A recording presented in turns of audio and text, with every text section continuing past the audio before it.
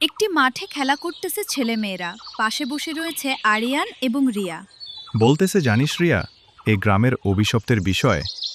এমনকি অভিশপ্তের বিষয়? কেন, তুই জানিস না ওই ভূতের বাড়ির কথা? না, এ বাড়ির কথা তো আমি জানি নাই। ওই বাড়িতে কি হয়েছিল? না জানলে লজ্জাই করিম চাচার কাছে, উনি সবই জানে। তাহলে চলো যাই। ওরা চলে গেল করিম চাচার কাছে। আরিয়ান এবং রিয়াজের বশ। তোমরা কি জানতে এসেছ? করিম চাচা ওই অভিশপ্ত বাড়ির বিষয়েই জানতে এসেছি। অভিশপ্ত বাড়ির বিষয় জানতে এসেছ।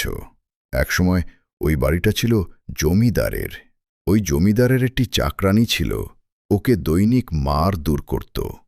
এমন করে কয়েকটি মাস কেটে গেল। হঠাৎ একদিন রাজা ক্ষুব্ধ হয়ে ওকে মারতে মারতে মেরে ফেলল। পরে জমিদারে কি করবে ভেবে কুল পাচ্ছে না। পরে মনে পড়ল জমিদারের বাঁশ বাগানের কথা। চাকর দিয়ে ফেলে দিল বাঁশ বাগানে। ওই সময় থেকে বাড়িটা অভিশপ্ত। ওই বাড়ির বিষয়ে তোমরা জেনে কি করবা? চাচা এমনি মনে চেয়েছিল। আচ্ছা চাচা, তাহলে চলে যাই। এখন কি যাবে ওই অভিশপ্ত বাড়ি? তাহলে চলো, কালকে যাই।